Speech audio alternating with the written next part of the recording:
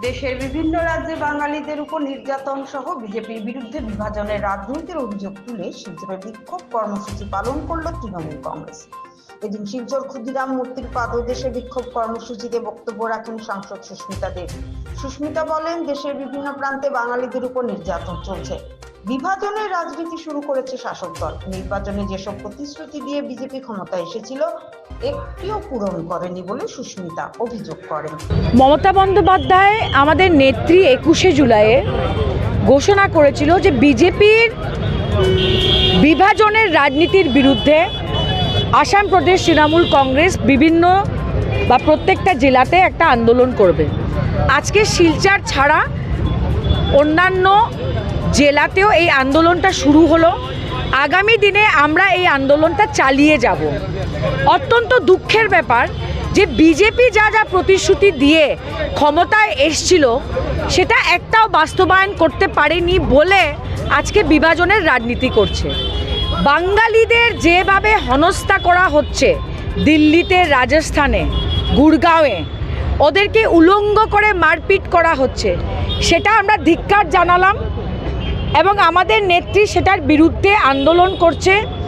এছাড়া আসামের জনতাকে আমি বলতে চাই যে আজকে অসমিয়া ভাষার মানুষ হোক, বাঙালি হোক, হিন্দি স্পিকিং হোক, বোডো হোক, মিসিং হোক, ডিমাসা হোক, প্রত্যেকটা জাতির মধ্যে একটা বিভাজন যে বিজেপি করছে সেটার বিরুদ্ধে তৃণমূল কংগ্রেস লড়াই করবে।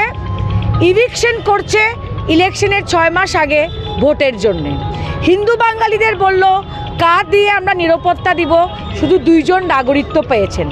অসমিয়া জাতিকে বলা হয়েছিল যে বিপ্লব শর্মা কমিটির পরে অসমিয়া জাতির নিরাপত্তা হবে, সেটাও হয়নি। তো কাকে কি দিয়েছে বিজেপি? বিজেপি কিছু না করতে পেরে এখন ভোট ব্যাংক পলিটিক্স করতে গিয়ে হিন্দু, মুসলমান, অসমিয়া, নন অসমিয়া, জনজাতি, এসটি, নন এসটি সবার বিরুদ্ধে এই বিভাজনের রাজনীতি করছে। সেটা আমরা হতে দেব না।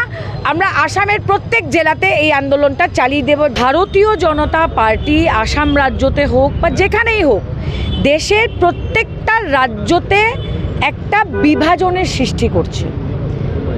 কেন বিভাজন করছে? কারণ ভারতীয় জনতা পার্টির সিটটা 2024-এর লোকসভার নির্বাচনের পরে কমে এসছে।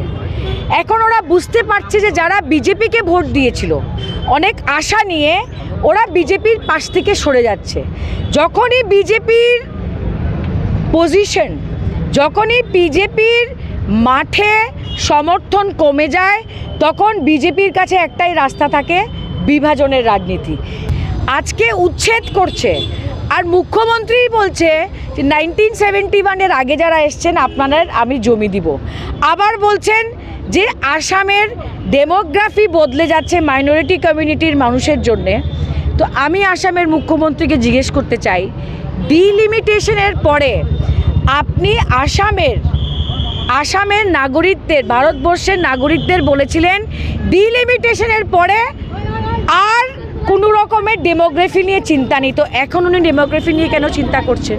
আসামের মুখ্যমন্ত্রীকে আমি সাবধান করে দিলাম, আপনার শেষ কিন্তু শুরু। আপনি যেভাবে মানুষকে, এই দেশের নাগরিককে হেনস্থা করছেন সেটা আসামের জনতা কোনোভাবেই মানবেন না। আপনি যতই মিছিল করেন, অরুণোদয়ের ভয়ে মানুষ আপনার মিছিলে আসছে, আপনাকে ভালোবেসে আসামের জনতা আসছে না। আর তৃণমূল কংগ্রেস মাঠে আছে, থাকবে, আর আমরা লড়াই করব।